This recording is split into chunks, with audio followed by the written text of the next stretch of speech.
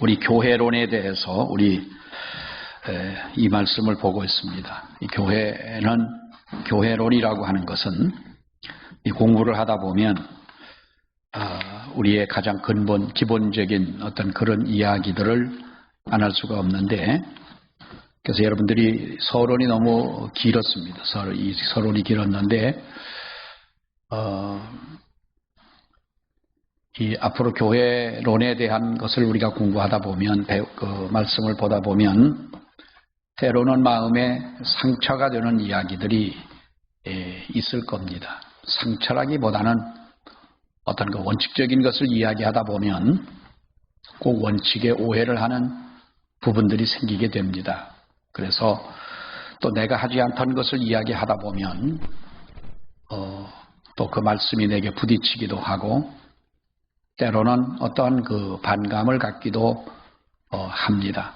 그러나 우리는 교회로는 분명히 확실하게 우리들이 배워야 되겠다라고 하는 것이고, 우리가 10년, 20년, 30년 평생을 신앙생활 하면서도 우리가 교회에 관한 것을 제대로 알지 못하고 그렇게 신앙생활을 할 수는 없다라는 것이고요. 뭐 기도를 하다가 결정한 것은 아니지만은 이제 제 입장에서도 보면은 제가 이제 몇 년을 더 목회를 했으면 여러분들 좋으시겠어요. 은퇴할 때까지 몇 년 더 있었으면 좋겠어요. 빨리 끝냈으면 좋겠다는 말이 없으신 걸 보니까 그런 것 같은데, 그런다고 제가 금방 갑니다. 그럴 것 같으면 벌써 갔죠. 그런데 은퇴도 이제 저도 사실 이렇게 뭐 많이 남은 것도 아닌데 가만히 계산을 해보면 그래도 교회로는 우리가 어떤 좀 알아야 되지 않겠냐라는 생각을 해서 우리가 교회에 관한 것을 이제 그 말씀을 보는데, 교회 다니면서 교회론을 공부한다는 것이 좀 아이러니한 부분도 있지만은, 분명한 것은 우리가 교회는 어떤 것이라는 것을 우리가 이해하지 못하고 신앙생활하는 그런 경우가 많고, 또 오늘날 우리가 교회의 많은 문제점들을 보지 않습니까? 진리를 다루는 곳에 문제점이라고 하는 것은 치명적인 겁니다. 우리 그 노회 장로님 중에, 제가 노회장 할 때 부노회장을 하던 장로님이 김포에서 어느 회사를 하는데, 이 회사가 어떤 회사인가 하면 이런 미세한 먼지들을 이게 빨아내는 그 집진기, 그 기계, 그것을 제작하는 회사예요. 그래서 제가 어느 날 한번 그 장로님하고 이야기하다가 그랬어요. 장로님, 회사 직원이 몇 명이냐? 한 40명 된대요. 그런데 그 회사가 얼마나 됐습니까? 그랬더니 그 회사를 하신 지가 30년이 넘으신 거예요. 그러니까 한 40여 명 되는 그 직원들을 데리고 30년이 넘도록 그 먼지를 빨아당기는 집진기 회사를 한다고 하는 것은 우리나라에서 성공적인 케이스인데, 내 생각에는 아니 그걸 가지고 몇 대나 1년에 팔아먹냐, 그래서 생각을 내 마음에 그런 생각이 드는 거예요. 아니 그걸 해가지고 어떻게 40명 직원을 월급을 주고 먹고 사냐. 근데 돈도 또 많이 벌었는데, 장로님이 잘 사는 분인데 어떻게 그럴까 싶은 생각이 드는 거예요. 근데 그게 이제 그분이 삼성 반도체 같은 회사가 생기면서 호황을 누리게 됐다는 거죠. 또 우리나라보다 일본이나 또는 홍콩, 싱가포르 이런 쪽으로 이제 그 수출을 많이 하는데, 반도체를 만드는 데에서는 이런 먼지 같은 것, 이런 것이 아주 치명적이라는 거예요. 그런데 그런 것이 전혀 없어야 되기 때문에 그런 회사에는 분명히 자기가 만드는 기계가 들어가야 된다는 거예요. 여러분 보시지만 텔레비전을 보다 보면 왜 그 반도체에서 일하는 사람 이런 옷 입고 하는 사람들 없잖아요. 전부 다 이 우주복 같은 거를 입고 다 그 회사 안에 들어오기 전에는 다 바람으로 자기 불어내고 먼지가 전혀 없도록 해야만이 된다는 거예요. 만약에 먼지가 들어가거나 이물질이 있을 때는 반도체의 치명적인 그런 불량이라는 거죠. 그렇기 때문에 이거 필요하다. 교회에 문제가 있다고 하는 거는요, 이게 사실 어떻게 보면 영적인 면에서는 치명적이라는 거예요. 근데 여러분들이 생각할 때에 오늘날 교회들이 정말로 말씀 위에 제대로 서서 이 하나님의 교회가 이렇게 지금 운영되어지고 나가고 있느냐라는 걸 본다면 너무 우리는 인간적인 중심, 인위적으로 세상과 다를 바가 없는 이러한 교회가 되어진다면 여기에서 우리는 하나님 앞에 구원이라고 하는 것을 노래할 수가 있겠냐 라는 거지요. 안타까운 일이라고 생각을 합니다마는 우리가 또 한번 보지요. 우리 예수님께서 뭐라고 그랬습니까? 바요나 시모나 네가 복이 있다. 이를 내게 하니 너는 혈육이 아니요 하늘에 계신 내 아버지라. 또 내가 네게 이르노니 너는 반석이라. 이 반석 위에 교회를 세우리라. 음부의 권세가 이기지 못하리라. 내가 천국 열쇠를 내게 준다 그랬죠. 이 천국 열쇠가 뭐라고 그랬습니까?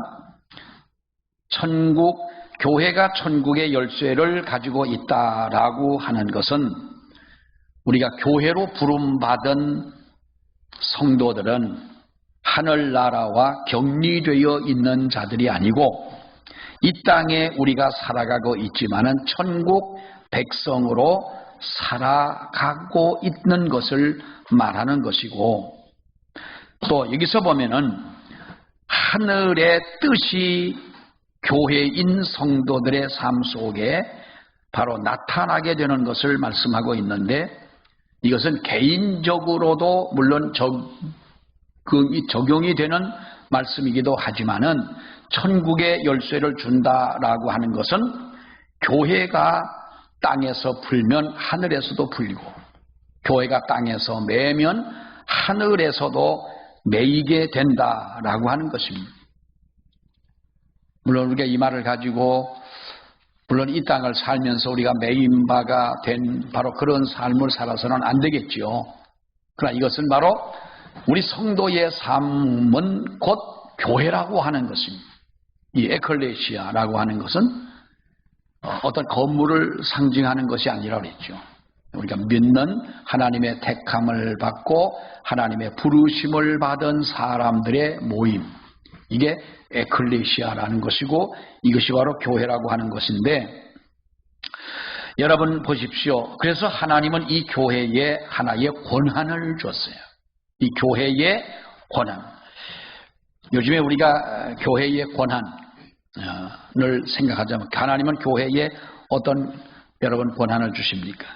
하늘에서 땅에서 매면 다시 말해 교회가 매면 하늘에서 매이고 교회가 풀면 하늘에 풀린다라고 하는 바로 이것인데, 이 교회에게 하나님께서 이 권한을 주신 것은 무엇 때문에 이 권한을 주셨느냐? 여러분 우리가 보면은요, 매면 매일 것이고 풀면 풀린다라고 하는 이 단어의 시제가 지난번에도 말씀을 드렸겠지만은 미래 완료형의 시제입니다. 미래 완료형. 과거 완료형이 아니라 미래 완료형인데, 이 헬라어에서 미래 완료 시제라고 하는 것은 여러 가지 뜻이 있겠습니다만은 확실성의 완료라고 하는 거예요. 확실성의 완료. 다시 말하면 그것은 확실하다라고 하는 거예요. 우리가 이 땅에서 뭐든지 풀면 분명히 하나님께서 우리의 과거가 아닌 현재도 물론 포함이 되겠지만은 미래의 모든 것을 하나님께서 확실하게 이루어 주신다, 이런 말씀인데, 이것은 여러분 우리가 하나님의 교회에 주신 엄청난 권한인 것입니다. 그런데 우리 교회는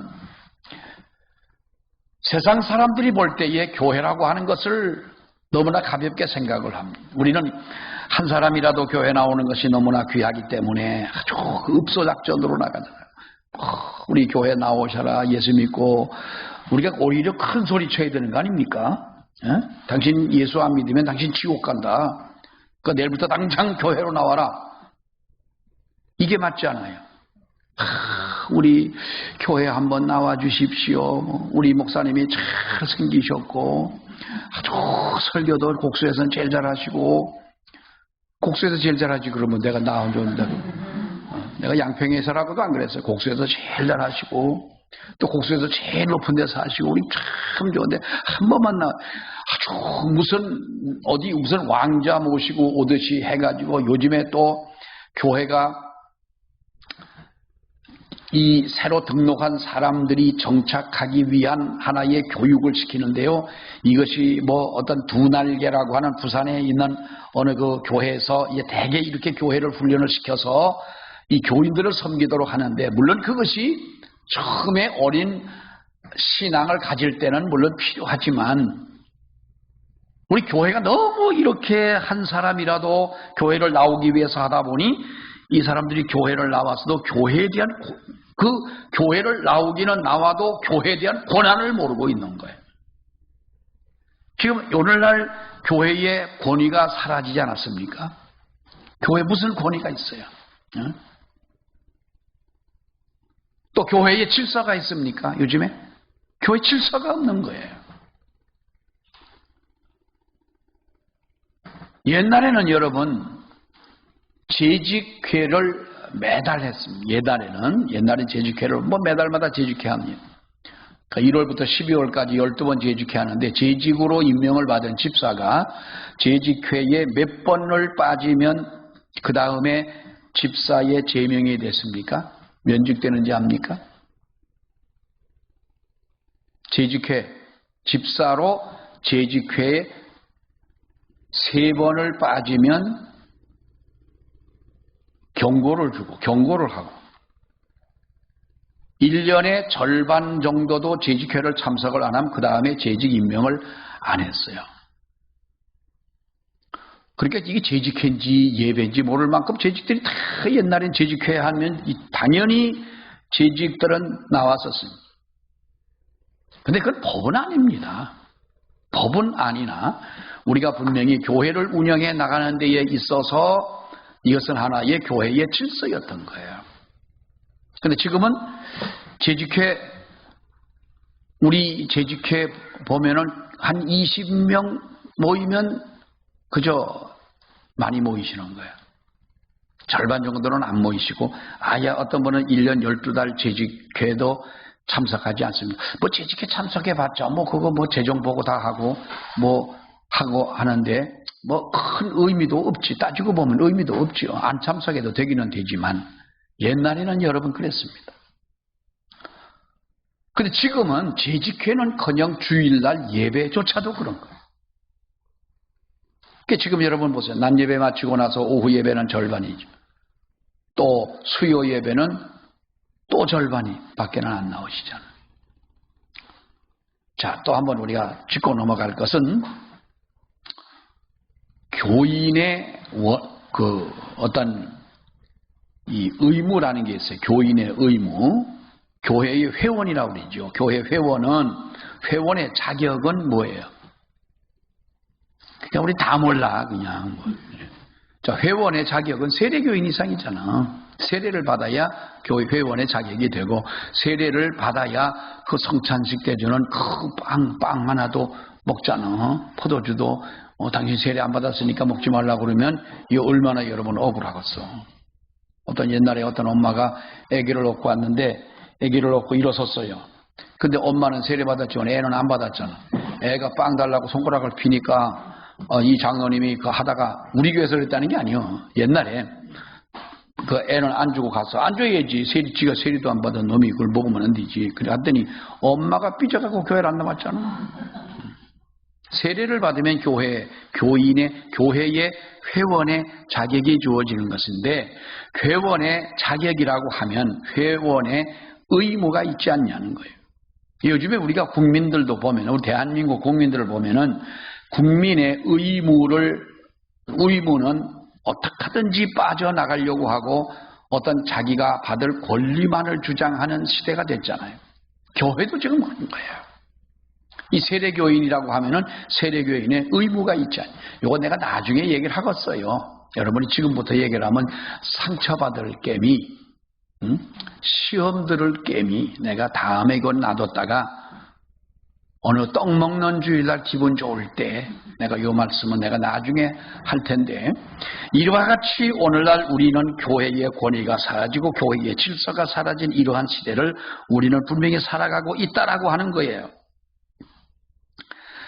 우리 요한복음 20장에 있는 말씀을 보면은 이런 말씀이 있어요. 요한복음 20장 21절로 23절인데 예수께서 또 이르시되 너희에게 평강이 있을지어다. 아버지께서 나를 보내신 것 같이 나도 너희를 보내노라.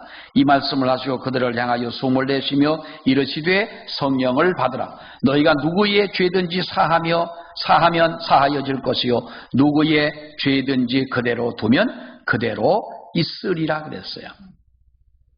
이것이 하나의 교회의 권한인, 그것도 교회 하나의 권한인데요.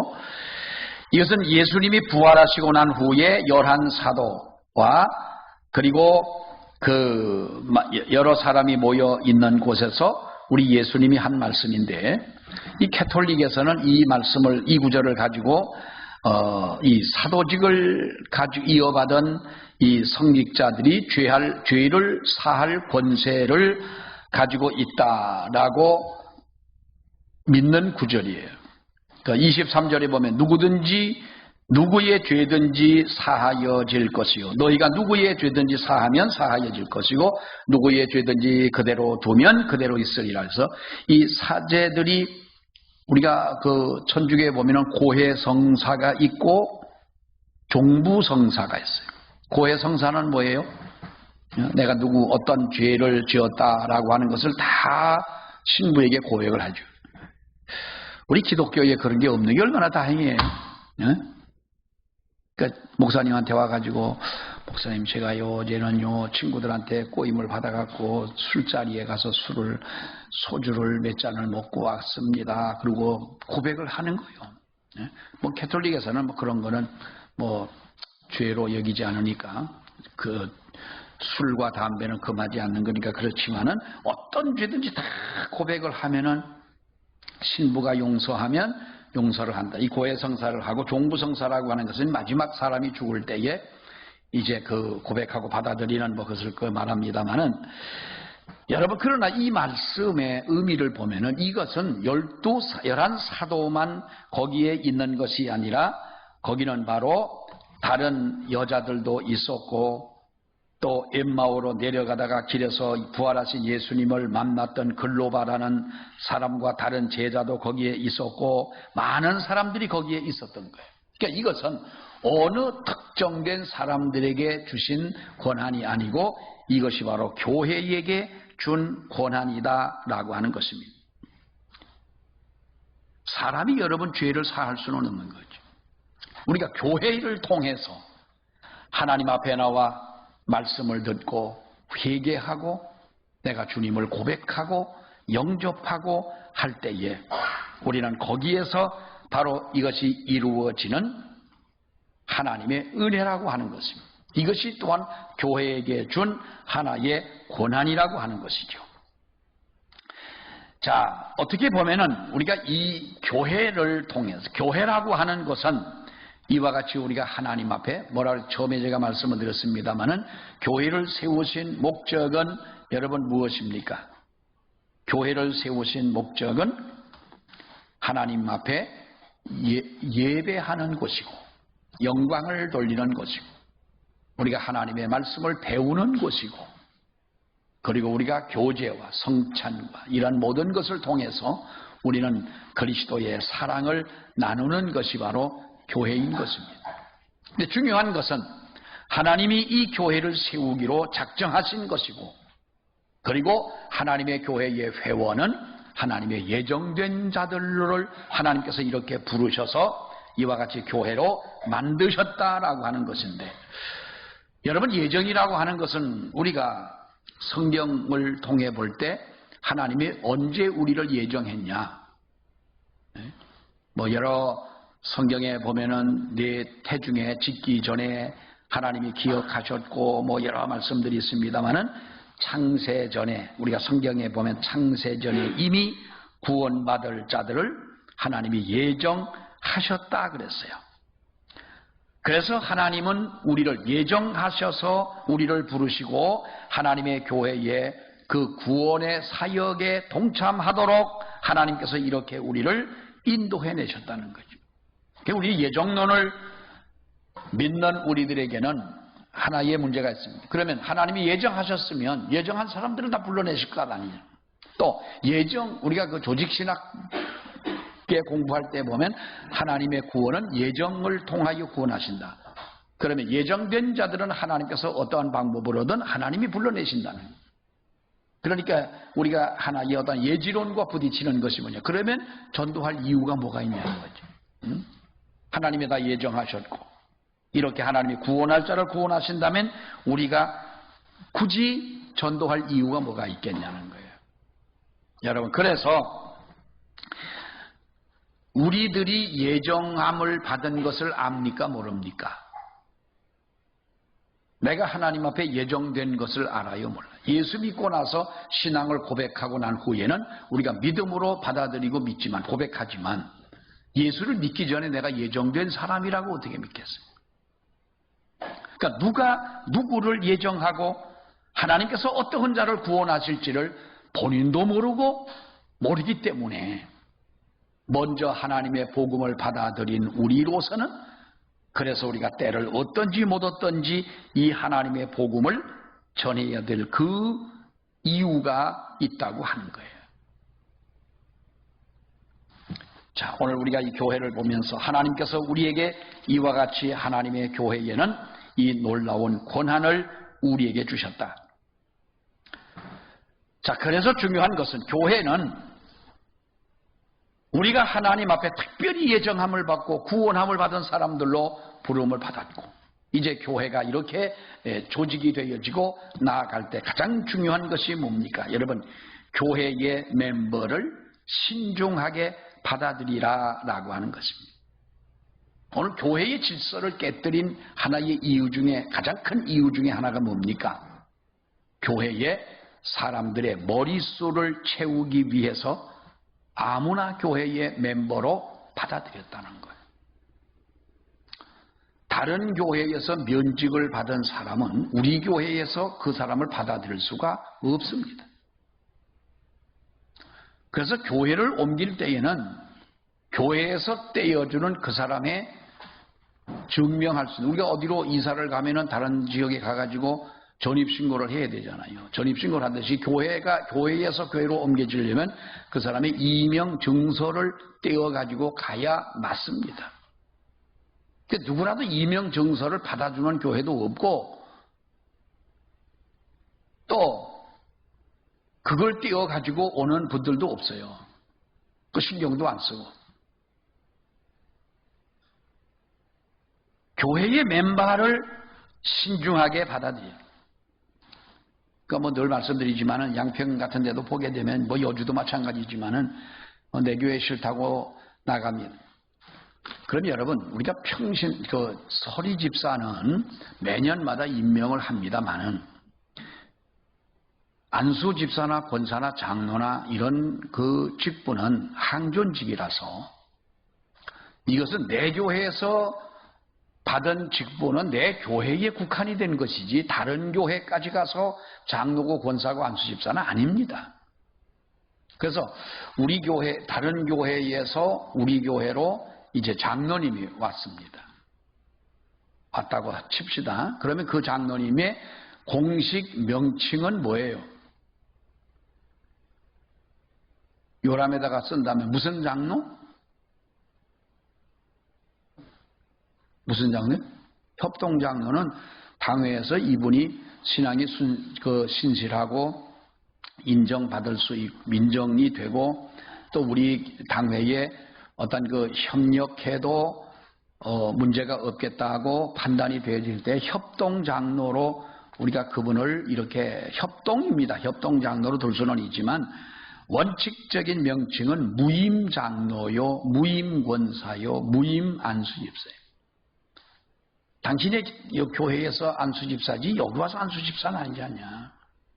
근데 그분이 어떠한 교회의 당회의 허락 없이 다른 곳으로 가서 다른 교회 가서 다니고 6개월이 지났을 때는 우리 교회에서는 그 집사에 대해서는 자동 면직 집사가 되는 거예요. 면직이 되는 거예요. 그 옛날에는 실종교인이라고 그래서 6개월 안 나오면 제명을 해요. 그러니까 제명하고 이 항존직은 면직이 됩니다. 그래서 외국에 나가면 그런 경우는 그럼 어떡하냐? 유학을 가거나 뭐 공부를 하거나 사업상 가거나 뭐 주재원으로 가거나 그럴 경우 어떡하느냐?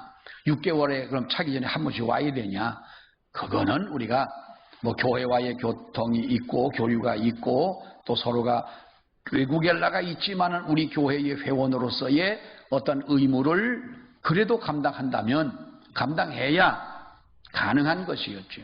그래서 사실 교회 법을 우리가 따지자고 보면은요, 우리가 이것은 보통 신앙생활 잘해야 되는 게 아닌 거예요. 교회 생활 보통 잘해야 되는 것이 아닌 거예요. 요즘에 보면은 다른 교회에서 면직을 당했던 안 했던 간에 이런 사람들을 아무나 다 받아들이고 당신 교회에서 장로했으니까 우리 교회에서 그럼 장로하자 이렇게 해가지고 우리 교회 장로했다가 저 교회가 장로하고 저 교회가 장로하고 이런 제도가 이것이 물론 그 사람이 다니면서 문제를 일으킨다는 것이 아니라 이것이 얼마나 교회의 질서 없이 행해지는 일들이냐라고 하는 거예요. 그래서 교회의 가장 권한 중에 하나가 뭔 줄 압니까? 교회의 멤버를, 회원을 신중하게 받아들여야 된다. 이분이 정말로 우리가 받아들여 가지고 우리 교회의 모든 성도들에게도 유익이 되어지고 교회 회원으로서의 이 어떤 의무를 다할 수 있는 사람이냐? 그렇게 해서 뭐 요즘에 오디션 보고 받아주는 데가 어디가 있어요. 그러나 그렇게 철저하게 받아야 된다는 거예요. 그래서 이것이 교회의 역할이 얼마나 어렵고 그 책임이 무거운 것이냐. 그래서 어떤 사람을 풀려면 그 사람이 가지고 있는 신앙이 옳은 것인지 판정할 수 있어야 하고, 그러기 위해서는 우리가 무엇입니까? 하나님의 말씀이 기초가 되어져야 한다는 거예요. 요즘에 가짜들이 활개치는 세상 아닙니까? 뉴스도 보면은 가짜 뉴스가 그렇게 많습니다. 요즘에 사람들 글을 써도 왜 그렇게 쓰는지 모르겠어요. 누구 그럽니다. 누가 어느 연예인이 어머니가 돌아가셨어요. 근데 이 페이스북이나 뭐 이런 유튜브 같은 데 보면은 뭐라고 나오냐면 한동안 소식 없더니 이런 비보를 뭐 모두가 뭐 안타까워. 그럼 누가 죽었다는 거예요? 그 사람 죽었다는 거 아니에요. 이게 뭔가 하고 이게 열어보면 그 사람이 죽은 게 아니라 그 사람 어머니가 돌아가셨대. 그럼 그 사람 어머니가 돌아가셨다 그래야 되지. 한동안 소식 없다가 이런 슬픈 비보를 전해서 모든 사람이 안타깝다. 참 세상에 썩을 놈들 정말 많아 보면은 왜 그렇게 말을 해? 가짜들이 너무 많은 거예요. 정말 가짜들 여러분 많습니다. 근데 가짜가 진짜하고 너무 똑같은 거예요. 이거는. 교회도 여러분 가짜들이 진짜 행세를 할 때 진짜는 주눅이 들어요. 여러분 보세요. 교회는 우리가 믿음으로 정말 우리가 믿음으로 살려고 하는 사람들은요, 누구하고 부딪혀 싸우려고 하진 않습니다.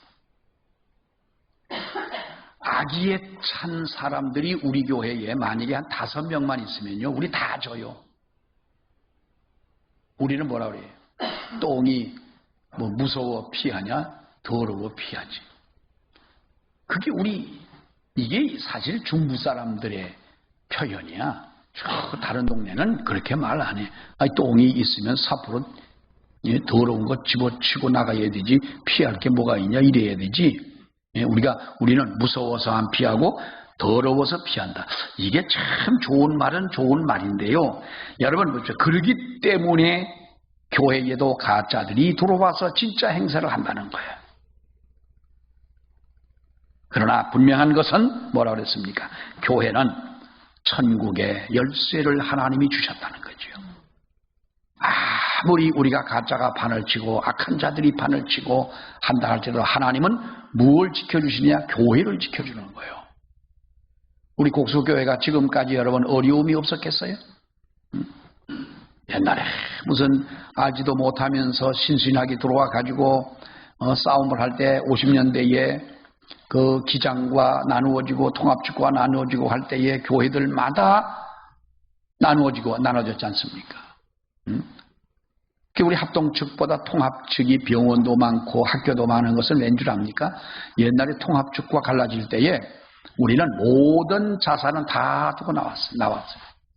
너들 가지려면 가져라. 우리는 오로지 복음적 신앙만을 갖겠다. 그래가지고 나온 것이 우리 합동측 아닙니까? 그러니까 우리 합동측은 별로 학교도 없고 병원도 별로 없어요. 그런 거는. 다 이것은 우리가 통합측에게 양보를 하고, 좀 나쁜 말로 하면은 그들에게 빼앗기고 이렇게 갈라져 나왔습니다만, 이 교회가 갈라지면서 이것이 여러분 전 세계의 모든 교회들이 한국 교회라면은 다 이런 어려움들이 있었잖아요. 중요한 것은 이렇게 하나님의 교회의 고난을 가지고 교회의 역할을 하려면 뭐가 필요한 것이냐? 교회는 여러분 요한계시록 3장 7절에 빌라델비아 교회에게 편지를 보낼 때 다윗의 열쇠를 가지신 분, 한 번 닫으면 열 사람이 없고 열면 닫을 사람이 없는 그이가 그 예수님을 그렇게 말씀했지요. 이것이 뭡니까? 이것이 바로 하나님의 능력이고 하나님의 고난이고 또 이것은 하나님의 교회 준 복음의 능력이라고 하는 거예요. 우리는 중요한 것은 여러분 우리가 하나님의 말씀 위에 서 있는 교회의 역할을 하려면 하나님의 말씀 위에 서야 하고 성도의 역할을 하려면 말씀 위에 서는 길밖에는 없다는 거예요. 인간적으로 하는 것도 몇 년이면 바닥이 드러나잖아요. 인간적으로 한다면 그 바닥이 드러나는 거예요. 어떤 분이 우리 교회 와가지고 온 지 몇 달 되지도 않았는데 난 처음부터 잘하는 사람들 보면 무서운 거예요. 목사님, 그때 벌써 몇 년 전인데 뭐라고 그러냐면 목사님 저는요 목사님 위해서 기도하는데요 목사님 목회하시다가 이제 은퇴하시면 어떻게 하세요? 아니 이거 내가 걱정할 거지 왜 당신이 걱정하는 거예요 그거를. 그렇게 걱정할 것 같으면 저 집 날 주든지 그것도 아니면서. 그래서 나는 목사님 은퇴 후에 목사님을 위해서 기도한다는 거예요. 얼마나 고마워 그게. 근데 얼마나 하나 보자 하고 봤어요. 근데 그게 한 1년이나 갔나요? 그리고 이제 다른 데로 가셨어요. 옛날에 그런 분이 계셨어요. 그런 분들이 여러분 어떻게 보면은 인간의 감정이라고 하는 것은 우리가 한때는 불처럼 뜨거울 수도 있지만은 그것이 복음적이 아니라면 오래가지를 못한다. 그래서 교회는 하나님의 말씀이 있고 하나님의 은혜가 있고 하나님의 성령의 역사가 있기에 하나님께서 이 교회를 지켜주고 붙잡아 준다는 거예요. 아무리 누가 흔든다 할지라도 하나님의 교회는 여러분 흔들리지 않습니다. 예수님이 한 번 닫으면 열 사람이 없고 열면 닫을 사람이 없는 예수님이라고 했는데 바로 주님이 그 열쇠를 이 교회에 부여해 줬다는 거예요. 교회가 축복하면 축복이 되고 교회가 정말로 붙잡아주면 그것은 어느 인간의 힘으로 붙들어주는 것보다 더 큰 힘을 얻게 되는 것입니다. 그래서 우리가 얼마나 신중하고 얼마나 신앙생활에 진지해야 되느냐. 따라서 하나님의 교회와 우리 성도들에게는 이와 같은 성도의 의무를 다하기 위해 책임이 우리에게 뒤따라야 지는 것이고 또 하나 중요한 것은 그래서 우리 성도들은 끊임없이 우리가 공부해야 된다는 말씀을 배워야 된다는 것. 설교를 들을 때 여러분 설교라고 하는 것이 뭐예요? 하나님의 말씀 아니겠어요? 그 말씀을 듣고 우리가 더 우리의 신앙이 더 진지해지고 무조건 믿고 신앙생활을 하는 것이 아니라 이제 우리가 하나님의 말씀을 알고 배우고 그리고 진지해지고 그렇게 신앙생활을 해야 되는 줄로 믿습니다. 교회를 개척한 분들을 보면 대개 목사님들이 개척을 하잖아요. 물론 개중에 장로님들이 개척하는 교회도 있고 때로는 성도들이 모여서 함께 교회를 세우는 그런 교회들도 있지 않습니까? 서울에 있는 사랑의 교회가 옛날에 오카노 목사님이 1981년도에 81년도죠. 그때에 그 성독교회의 부목으로 있다가 이제 강남에 가가지고 성독교회를 나오던 몇 명의 교인들과 함께 세운 교회가 사랑의 교회잖아요. 오카노 목사님의 얼마나 그분이 아주 그 열변가이시고 웅변가입니까? 얼마나 설교를 잘하십니까? 그러니까 강남의 그 부유한 동네에서 교회가 부흥을 하고 지금 이렇게 컸는데 교회에 누가 교회를 세웠던 교회의 주인은 여러분 목사의 교회도 아니고 장로의 교회도 아니고 교회는 어느 돈 많은 사람이 이 땅을 사고 교회를 세워주고 한 그 사람이 교회의 주인이 아니라 교회는 바로 우리 예수님의 교회라는 것 우리 잘 알잖아요. 그래서 대개 보면 옛날에 제가 그 풍기 있을 때 어느 저 예천에 있는 어느 교회, 조그만 교회에 이제 임시당회장을 하는데 목사님이 이제 갔어요. 목사님이 이사를 다른 데로 가셔가지고 이제 목사님이 없을 때 그 교회 장례식이 난 거예요. 그런데 그 교회 장례식이 났는데 그 아들이 전화를 했어요. 목사님, 우리 아버님이 돌아가셨습니다. 그러면서 언제 돌아가셨냐? 그러면서 오늘 돌아가셨다는 거예요. 그래서 오늘 오셔서 임종 예배 드려주시고 뭐 내일 모레 발인하고 이렇게 장례식을 한다고 목사님이 와달라는 거예요. 내가 물론 임시당회장이긴 하지만은 그래서 제가 어쨌든 갔어요. 가가지고 이게 뭐 조그만 교회니까 목사님 혼자 계시다 가셨으니 옆에 있는 시찰장 다른 어떤 누구에게 좀 부탁을 하든지 해야지. 내가 그걸 어떻게 남의 그 교회 장례식까지 3일씩 가가지고 그렇게 입관도 내가 다 해야 되는데 그러겠어요. 갔어요. 가지고 이제 일단은 임종 예배를 드리고 내일 입관을 해야 되는데 그때 옛날에 집에서 다 했잖아요. 집에서 하는데 입관 예배까지 목사님이 꼭 해달라는 거예요. 그래서 제가 이 예배를 마치고 이제 시간 바빠서 못 온다 하는 얘기는 아니지만 어떤 옆에 있는 어느 집사가 그러는 거예요. 목사님 오셔야 됩니다. 그러는 거예요. 그래서 꼭 오셔야 된다고 그러길래 얼마나 부담이 돼요. 왜 그러시냐 그랬더니 이 집사님 이 교회 주동 집사입니다.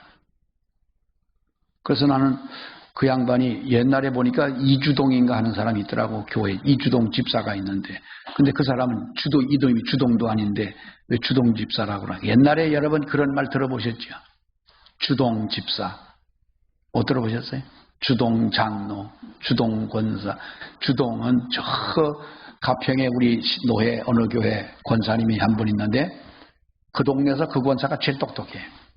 대학 나온 사람은 그 사람밖에 없었어요 옛날에. 그러니까 그 외의 교인들은 아주 자기가 모조리 취급을 하는 거예요. 그게 제일 대장이에요. 목사님이 마음에 안 들면 여기다가 방석 갖다 놓고 앉아서 안 비켜준디야. 아무튼 그래갖고 목사님이 어떤 때는 6개월 만에도 나가고 뭐 1년 만에 나가고 그 권사 마음에 안 들면 쫓겨나는데 그 권사 마음에 드는 사람이 또 없는 거예요. 예수님이 와도 어쩔 수가 없어요. 그 사람은요. 그게 주동 권사라는 거예요. 여러분 교회에 주동 집사가 어디 있고 주동 권사가 있습니까? 교회는 우리가 모든 회원은 하나인 것이고 우리가 하나가 되어 하나님의 교회를 만들어가는 것이지요.